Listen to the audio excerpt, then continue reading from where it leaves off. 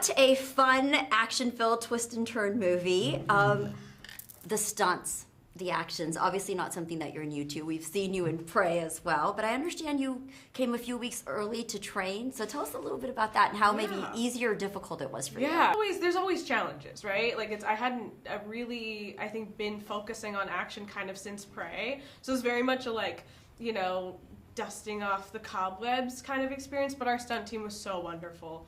My double Leanne and Stan Amir, our stunt coordinator, and Risto, Jack's double, they were all just so great. So it was like and Rat's our fight choreographer. So they were all just like so wonderful to work with that it was like quite seamless. This was my most experience that I was just coasting as far as action.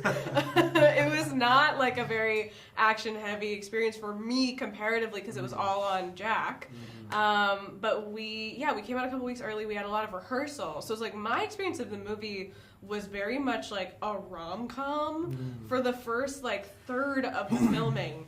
And it wasn't until like the bank sequence, I think, that Jack and I both all of a sudden, they were like, people, and we were like, oh my god, this is an action movie. Right. We like forgot. So yeah, it was a very opposite experience for action movies, but one that was so wonderful and I really loved. Jacob, your character is a lot of fun with the comical nuances. Do you feel that there's a part of you in this character, or is he completely different from you? He's just like way more of a better friend than I ever could be. You would not go to jail for No, definitely not. I would not try to help him get out of murder. I don't know. He kills him. I don't know. That's just me. But that's just me.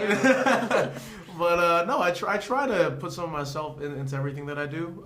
But again, I think Roscoe's just like a really great character by himself. So, yeah. And we were talking about stunts, so would there have been a crazy stunt that you would have liked to see him experience? You know, I'm fine. I think I'm good. Did you drive the motorcycle? No, I did not drive the motorcycle, no? Thank God, because I'm bad.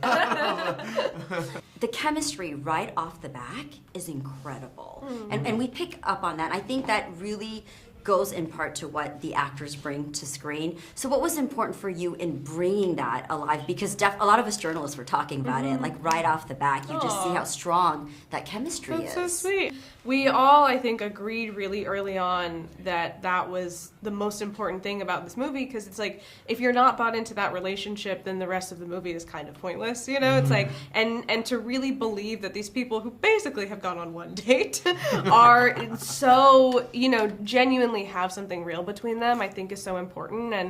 And Jack and I just got really lucky. We had I think this had been kind of weirdly like in the air for a long time, in the sense of we have a mutual friend in Dan Trachtenberg who directed Prey and also directed the pilot of The Boys. And when we started working on Prey, he just would always mention Jack to me and be like, Jack is so wonderful, he's such a good guy, I feel like you guys would be so great working together. And he kind of started doing the same thing to Jack, so we very much have Dan Trachtenberg to thank for this, weirdly. And I think we just got really fortunate. We didn't meet until we both had signed on to the movie ever in life, so it was just really, I think everything just aligned correctly. Okay, if I had a magic wand and I was to be able to numb you from something, like Nate is numbed, what would you want to be numbed from? Okay, I'm so excited to hear your answer to this. Let me explain. Because Jack and I have been talking about this all day, and we've come to a very specific conclusion. Please tell me. Well, psychologically, we've been talking about that. Specifically, the conversation came up of emotional pain. Would you not be able to feel emotional pain? But I have decided I think that would make you a bad person. Right. And so I've been kind of opting out of not feeling pain, or we've been going not being able to feel getting your toe stubbed. Toe stubbed? I might be a Do really... you do that often? No, yes. Do you not? No. He's very clumsy. No. I think I'm a bad person because I don't want to feel emotional pain. Selfish. I just don't want nothing. I think I don't want to feel any of it. Yeah. You're like, I want a good life. All the time.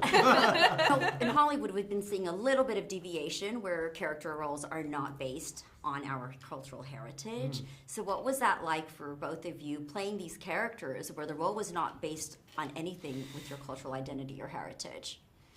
It's great that you get those parts, but it's also apparent that it's still happening. But I would like to think that people are becoming a lot more inclusive in the way of in terms of storytelling, it's not based on your background, but it's just based on the story you're trying to tell. Yeah, I agree completely. I think, like, for me with my Asian identity, you know, my mom was adopted and I'm part Asian, so it's something that I'm navigating. But I think regardless, when it comes to representation, it is about, like, just kind of getting comfortable seeing faces like ours in these situations where, like, it's great to have films where you talk about things that are cultural or maybe historical or whatever, because that's important, but it's also important just to kind of, like, have, like, the girlfriend and the best friend and the lead be someone like us who you just are used to seeing, and you don't have to talk about it either, because that's also the goal. That's also just real. Like, we just are these people walking around in real life, so why would that not be reflected in our, you know, in our entertainment? Absolutely. If you had to give a 1-minute pitch or a 1-sentence pitch to the audiences about what Novocaine is about, what would you say? If you want an adrenaline rush in an hour and a half, under 2 hours, this is the one. Oh, that's a good one. That's the one. I've been saying Nathan Kane feels no pain, fights for love. I added my own sentence. No, that's great though. That's solid. They have such a good long It's line. really great. Then It's how do really you great. beat that? That How do is you so beat what's on clever. the poster? You gotta be careful, dude. You can still die. You're not Wolverine.